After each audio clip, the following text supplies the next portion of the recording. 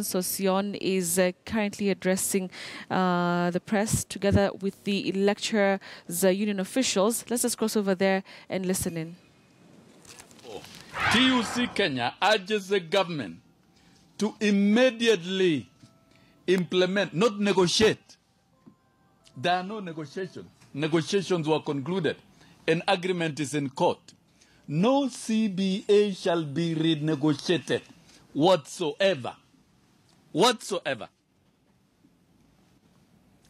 Immediately implement the CBA as mutually agreed, and moving forward, embrace stakeholder participation in decision making. Because who was involved in varying the award of 10 billion downwards to 4 billion? We further urge the Cabinet Secretary Education to respect partners and their agreements. This is one minister who has been overpraised, but he comes across as the most arrogant cabinet minister in education, who has personalized the ministry. TUC Kenya is available and willing to play an arbiter in bringing the current impasse to an amicable end. TUC Kenya is prepared to play an arbiter role to bring this impasse to the end. And we shall do it on very clear terms. Is there a CBA? Yes. Was it registered in court? Yes. Was any party coerced? No. What is the remedy to the current situation?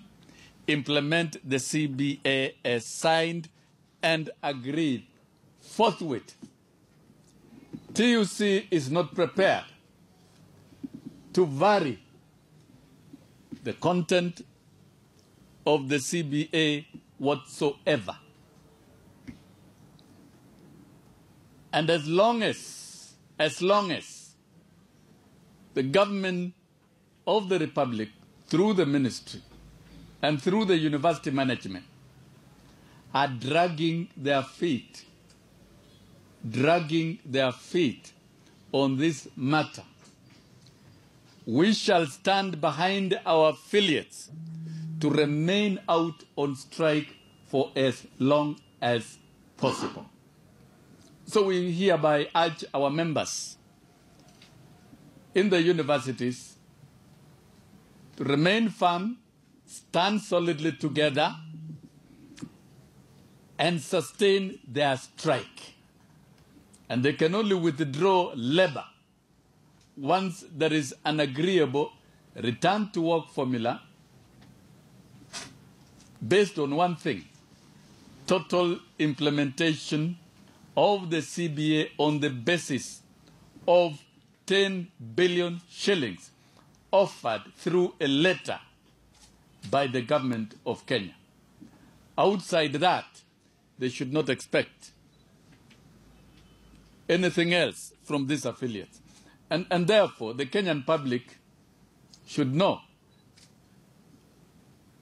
that universities are not about to resume operations soon, as long as the ministry and the university's management and the government are refusing to address this matter. Now, you know, scientifically, we read the mood of government.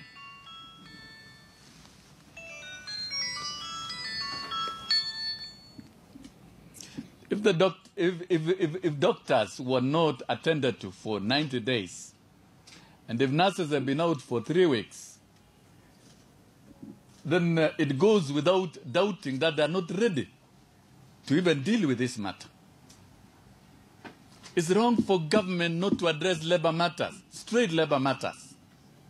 Look, they did have to take centuries to develop the CBA for doctors. It was signed the other day. Was it necessary to be on strike for 100 days? Then you come back to agree on the same things. It wasn't. It is a government must be proactive on labor matters. And while it is happening at this time, workers remain injured. An injury to one is an injury to all. This is a clear testimony that we have a government in place that does not respect its workforce. Because if it did, we wouldn't be where we are. A CBA is signed, deposited in court. It is law. It's a document. Then we get back to these circuses. This time round, we will be out here together for as long as possible. So, Uwasu, you are with us. And we are with you very strongly. Kusu, we are with you. Don't give up until 10 billion is on the table.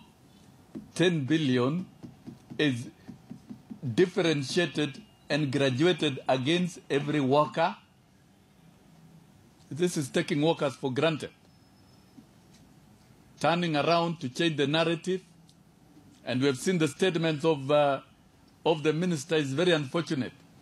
So, Bwana Minister, usitarajie kwamba mgomo itaondolewa hivi karibuni. Haitaondolewa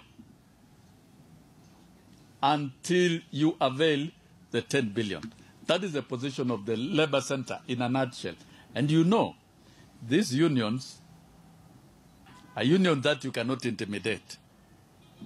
If they were out for 51 days, I think they are more prepared for even 100 days or eternity until this matter is fixed.